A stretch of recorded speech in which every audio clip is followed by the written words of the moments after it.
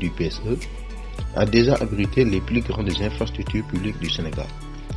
La SOGIP SA, la société de gestion des infrastructures publiques dans les pôles urbains de Diamniadio et du Lac Rose, créée en décembre 2015, est aujourd'hui l'une des entités d'État qui assure la mise en œuvre des plus grands projets dans ce nouveau pôle.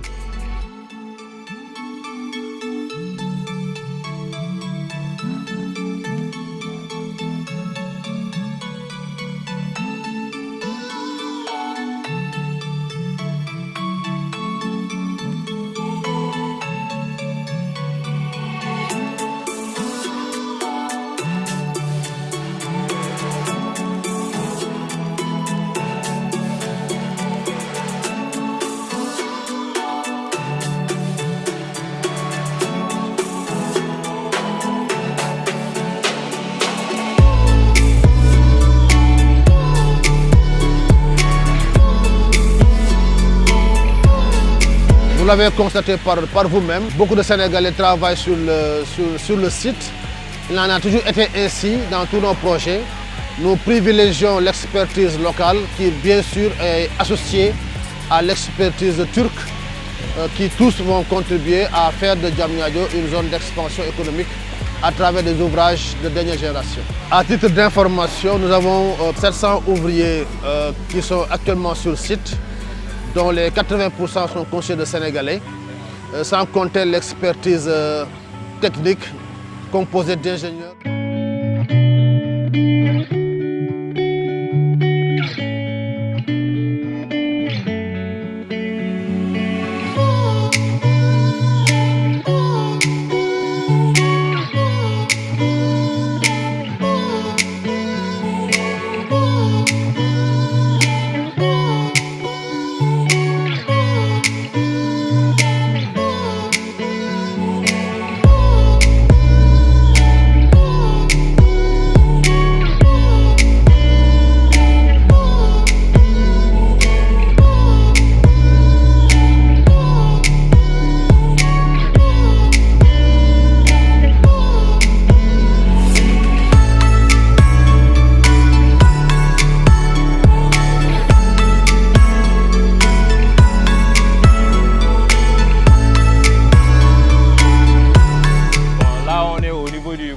Complexe sportif Stade Olympique. C'est un projet bâti sur une assiette de 13 hectares 500 avec une capacité de 50 000 places. Et le projet a démarré officiellement à la date du 3 novembre 2020. Sur ce projet, on a un stade de 50 000 places, mais on a également les annexes du stade qui est en effet un autre stade avec une turbine de 2000 places, mais doté d'une piste d'athlétisme et d'un terrain annexe qu'on peut utiliser pour des matchs de loisirs comme ceux qui est à Dakar-Sacré-Cœur.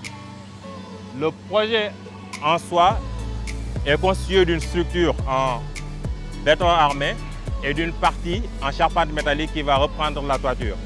Pour la structure en béton armé spécifiquement, on va couler dans ce projet dans l'ordre de 110 000 m3 de béton, rien que pour le gros œuvre.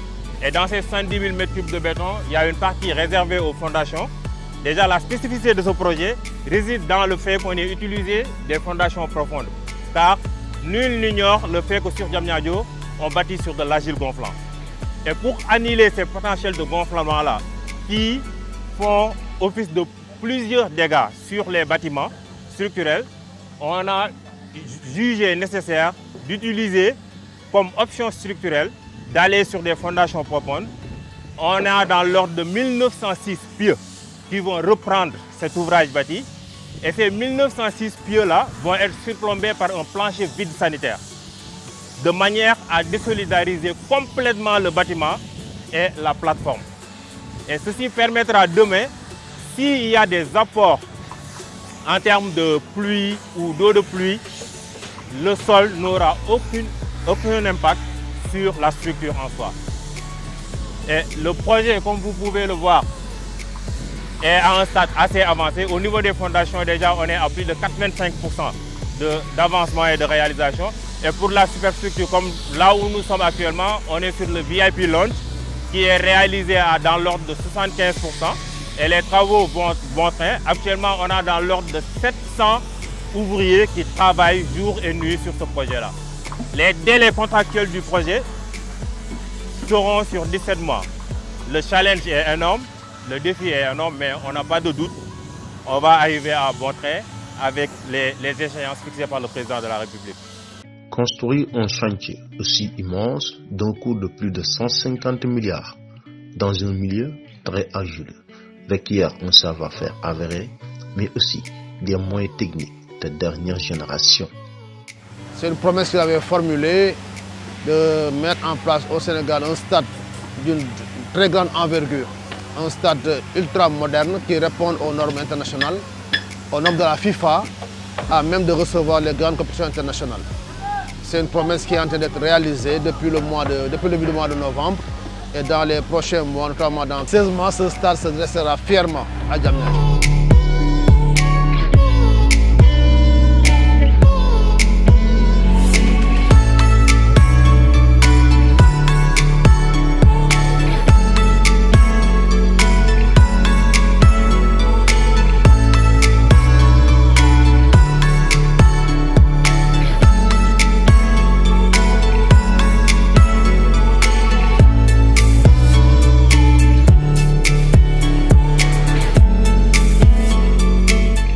Rendez-vous est donné dans 15 mois seulement pour l'ouverture de ce bien sportif tant rêvé par les Sénégalais et le monde sportif africain.